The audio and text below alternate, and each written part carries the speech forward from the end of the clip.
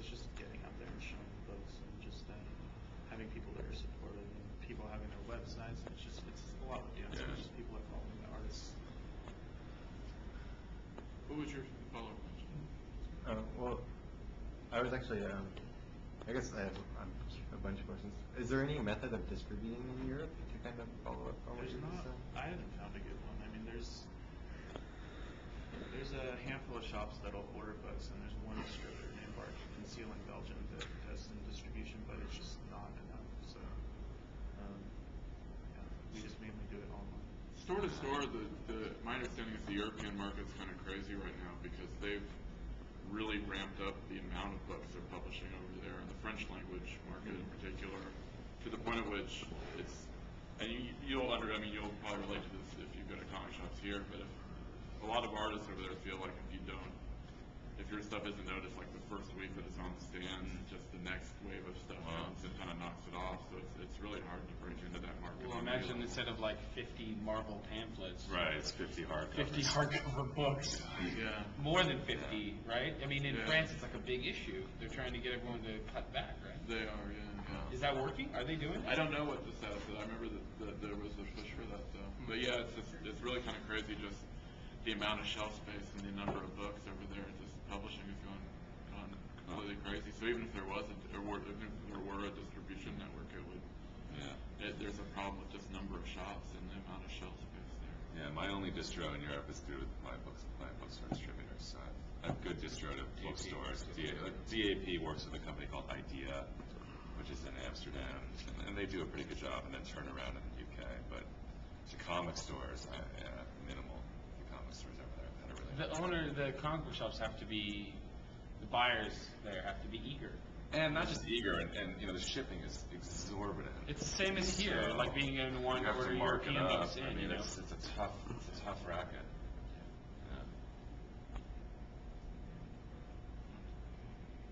Well, my other question was, I guess, there's kind of like a debate about Kramer's Ergo 7, just being $125. I was wondering, and like the Gary Panner book is like $100. Actually, that was actually my whole question as well.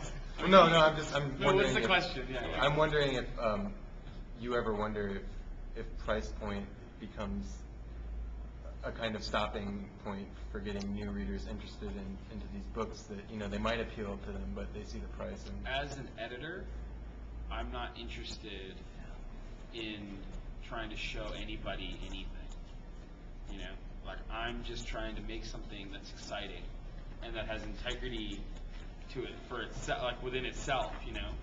So with a book like Kramer's 7, I think everything's relative. So if you're buying, it's expensive if like you're used to buying, let's say 5 or 6 or 7 or 8 comics, maybe $20, which you can't even do because pamphlets now are like $4 or $5 anyway.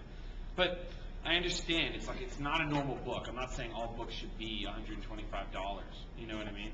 This is a particularly strange, weird thing and project, and the only way it can happen is at that price. And it's like I'd rather do the book and have half the run, because I don't expect the same amount of people to buy it, so it's a lot smaller in a lot of ways, but it's exciting as a piece of art, and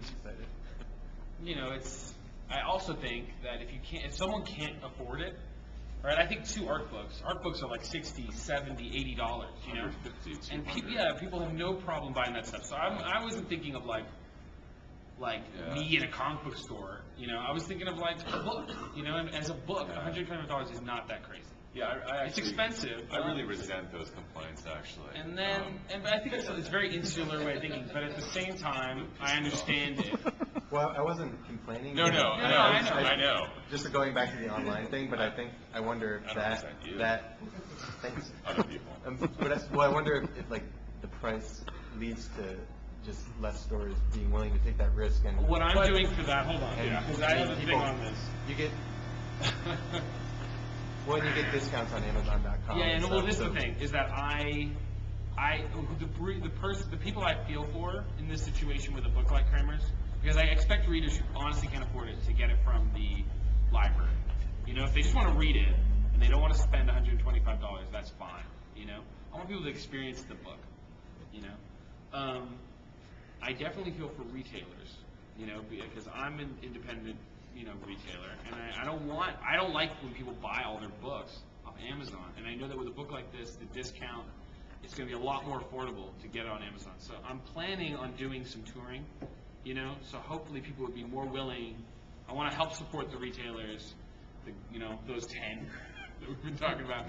No, but you know what I mean. Like, I want to do some events, so hopefully people will be willing to spend $125 on this thing if maybe a couple of the artists are there and they're doing some nice drawings, and because I definitely feel that maybe this is going to hurt retailers, and I definitely appreciate all the support that places like The Beguiling and Comics Relief and Meltdown, these are good retailers that really have pushed my stuff from the beginning, so they're the people I'm careful for. As far as the readers, I'm like, give me a fucking break. People waste their money on all kinds of bullshit all the time, and $125, if it doesn't look like it's worth it to you, then don't buy it. Don't get offended, because then it becomes a thing of the book represents something that it's not. The book you're making it something that it isn't. It's a book, and it's either going to be worth it to someone or not, and if it's not worth it, but you want to read it, go to the library. I feel like That's it. It seems really simple to me. The only thing I've seen those debates. Oh, go ahead. The only thing that really bothers me about that is we haven't really announced what the book Yeah, is. nobody knows what it And is. They're complaining about nothing. It's because true. No one knows what The cover hasn't been released. The artist list hasn't been released. People, yeah, no, I'm just saying there's all this misinformation about it, but people are with Kramer's, with every single issue since 4. Anytime it gets announced, like when issue 5 got announced, and the price went up from 25 to 35. It was 3 pages of message board people complaining about that, what an asshole, and who's Ginkgo Press, and what the fuck is this? What are you doing? Why is Chris Ware here? Yeah, who's Kramer? What is this guy? And it's I feel in a weird thing they're putting all this importance on an anthology that is made by one fucking dude. This is not a big deal.